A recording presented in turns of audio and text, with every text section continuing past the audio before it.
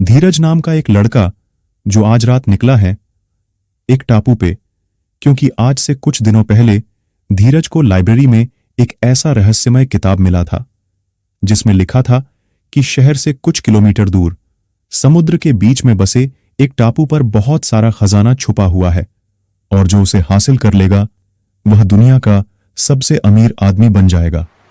और इसलिए आज धीरज उस टापू पर निकला है। कुछ घंटों बाद जब धीरज उस टापू पर पहुंचने वाला था कि तभी समुद्र में बहुत तेज तूफान उठा और इस तेज तूफान में उसका बोट समुद्र में डूबने लगा। तब धीरज जैसे तैसे करके टापू पर पहुंचने का कोशिश करने लगा, क्योंकि जहां पर उसका बोट समुद्र में पलटा था वहां से बस कुछ ही दूरी पर यह टापू था। और धीरज जैसे तैसे करके उस टापू पर पहुंचा।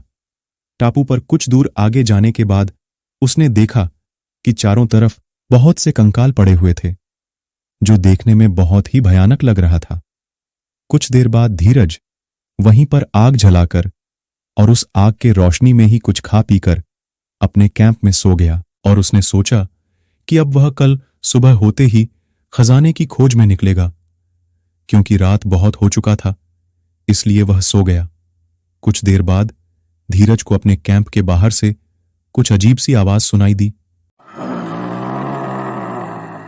और जब धीरज ने बाहर निकलकर देखा तो वह कुछ और नहीं बल्कि एक खूंखार भेड़िया था।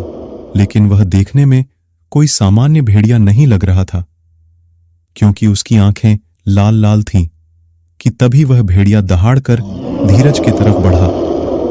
धीरज वहां से दौड़कर भागने लगा। कुछ दूर भागने के बाद उसने देखा कि उससे से कुछ ही दूरी पर कुछ लोग खड़े थे। तब धीरज को लगा कि अब वह बच जाएगा और वह दौड़कर तेजी से उनके पास पहुंचा।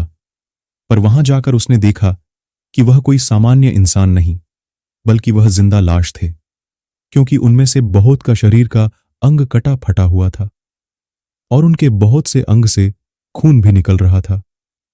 और अब वे अजीब से दिखने वाले लोग भी धीरज की तरफ बढ़ने लगे। तब धीरज वहां से दौड़कर भागना चाहा, लेकिन तभी डर के मारे वह वहीं गिर गया। और तब वे सारे अजीब से दिखने वाले लोगों ने चारों तरफ से धीरज को घेर लिया। और तब वह भयानक सा भेड़िया आया और उसने धीरज को नोच नोच कर बुरी तरह से मार दिया। और वह चीखता रहा, लेकिन इस अनजान टापू पर कोई नहीं था जो उसका मदद करता। और धीरज का इस टापू पर एक बहुत ही भयानक मौत हुआ।